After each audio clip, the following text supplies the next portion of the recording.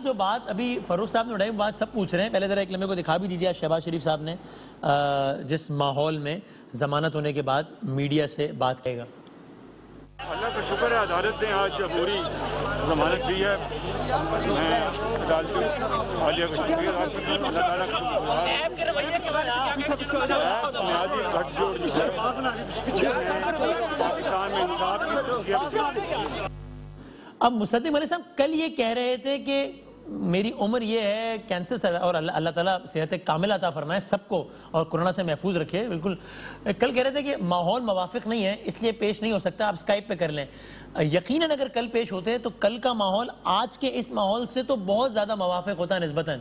आज इस माहौल में आना गवारा किया, लेकिन कल उस माहौल में आना गवारा ना किया। देखिए, पहली बात तो ये है कि आपने कल देखा कि बुलाया था उनको इन्वेस्टिगेशन के लिए शहबाज शरीफ साहब को, लेकिन वारंट 28 तारीख से उनके इशू कर दिए हुए थे जी। ये बिल्कुल इसी तरह इन्होंने पहले शायद खाकान अब्बासी साहब के साथ किया और भी बहुत से लोगों के साथ किया। अगर आपको अरेस्ट करना है तो आप जाके घर से अरेस्ट कर लें, आप अरेस्ट वारंट आपके निकल आए। आप ये हीले बहाने क्यों लगाते हैं कि आप आइए हमने कुछ सवाल। जी बिल्कुल, वो उस वक्त वहाँ पे घर पे मौजूद नहीं थे। उनको इत्तला दे देते जहाँ पे वो बैठे हुए थे। बहुत दिन से वो नहीं आ रहे थे, दफ्तर भी नहीं आ रहे थे, किसी मीटिंग में भी नहीं आ रहे थे, पार्लियामान में भी नहीं आ रहे थे। तो उनसे पहले कह देते कि हमने आपका अरेस्ट वारंट इशू कर दिया है, आप बताइए कहाँ तशरीफ फरमाए, आपको अरेस्ट कर लें। अगर आप किसी गलत जगह पे जाते हैं, वहाँ पे मौजूद नहीं है, तो फिर तो अरेस्ट नहीं होंगे। अच्छा, यानी आप कह रहे हैं, अजराए मजाक तो नहीं कह रहे हैं, आप कह रहे हैं कि शहबाज साहब को पता होता कि टीम ने आना है गिरफ्तार करने, उनको इत्तला दी जाती है तो वो खुद बोलते भाई मैं यहाँ पर हूँ, कर लो गिरफ्तार कर लो। मैं बिल्कुल नहीं, मैं ये नहीं कह रहा हूँ, बिल्कुल नहीं कह रहा हूँ। मैं फिसिशियसली ये सारी बात कर रहा हूँ। अच्छा। और जो असल नुक्ता मैं सामने ला रहा हूँ वो ये है कि इन्होंने 28 तारीख को वारंट, अगर आप मुझे कहते हैं कि आप आइए इन्वेस्टिगेशन में हमारे साथ बात कीजिए, तो 2-3 दिन 4 दिन पहले आपने अरेस्ट वारंट कैसे निकाला हुआ? और अगर निकाला हुआ है तो उसको छुपाया किस बात से हुआ? आप जो कल गए हैं तो आप 28 तारीख को आ जाएं। तो ये हीले बहाने आप किस तरह के बनाते हैं?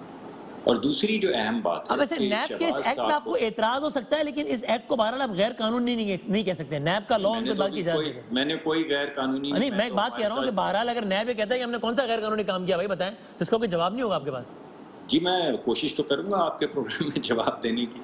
मैं इसीलिए मेरे ख्याल में आपने मुझे बुलाया है, मैं कोशिश तो पूरी करूंगा। देखिए, बात यह है कि शहबाज शरीफ साहब को गालिबन 150 या 170 दिन पहले जेल में रखा गया, जिसमें 90 दिन सॉलिटरी कन्फाइनमेंट में कितने दिन थे? तकरीबन 130 अक्टूबर से लेके फरवरी तक। जी, तो 130 दिन, मेरे ख्याल में शायद 137 है, बट 130 दिन रखा गया, जिसमें 90 दिन वो सॉलिटरी के अंदर नैब की कन्फाइनमेंट में थे। अब सवाल ये पैदा होता है कि नैब का कानून ये कहता है कि 90 दिन में आपने इस्तगासा दायर करना है। अब आप बताइए, अगर 130 दिन काफ़ी नहीं थे तो क्या 1300 दिन आपको चाहिए, 13,000 दिन आपको चाहिए, या 1,13,000 दिन चाहिए आपको कि आप अपना इस्तगासा मुकम्मल करके जमा करवा सकें? ये बड़ी अजीब सी बात है। और वो अकेले नहीं है। आपने इससे पहले देखा कि 9 महीने शायद खाकान अब्बासी साहब को रखा गया, जिसमें 90 दिन उनको सॉलिटरी में रखा गया नैब की तहवील में। उसके बाद उनको डेथ सेल, जिसको फांसी की चक्की कहते हैं, उसमें रखा गया। तो सवाल ये पैदा होता है कि अगर आपने 90 दिन उनको रखा था, और आपको ये भी याद होगा कि शायद खाकान अब्बासी साहब ने नैब कोर्ट में आके कहा था कि इनको पाबंद करें कि कम से कम ये 2 घंटे मुझसे आके रोज सवाल पूछा करें। नैब ये कहती थी कि हमें आप ऐसा करें कि 14 दिन का रिमांड दें। वो कहते थे इनको एक ही दफा 90 दिन का दें, मगर पाबंद करें कि रोज ये 2-3 घंटे इन्वेस्टिगेट करें। तो सवाल ये पैदा होता है कि 90 दिन में जो कानून कहता है वो इस्तगासा क्यों दायर नहीं कर पाते? अगर मकसद हरासा करना और लोगों को अरेस्ट करना और लोगों को पॉलिटिकल प्रेशर डालना नहीं है, तो फिर 90 दिन में जो आपने इन्वेस्टिगेट करना है आपकी कस्टडी में है, आप उनको सॉलिटरी में रखते हैं, आप अपना मुसव्वदा बना के अदालत के सामने पेश करते हैं। आप मुसव्वदा पेश नहीं करते, और जो मुसव्वदे आप पर पेश करते हैं, मसलन मैं शायद खाकान की मिसाल को आगे बढ़ाता हूँ, फिर एक और मिसाल दूंगा।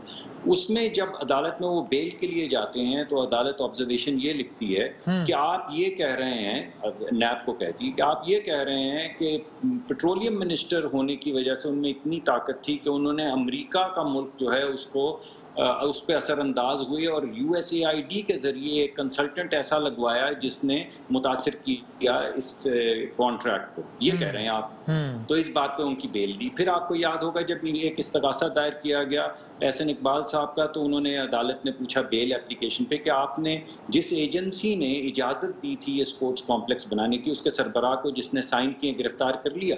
पता चला नहीं। तो उन्होंने कहा फिर एहसन इकबाल को क्यों किया?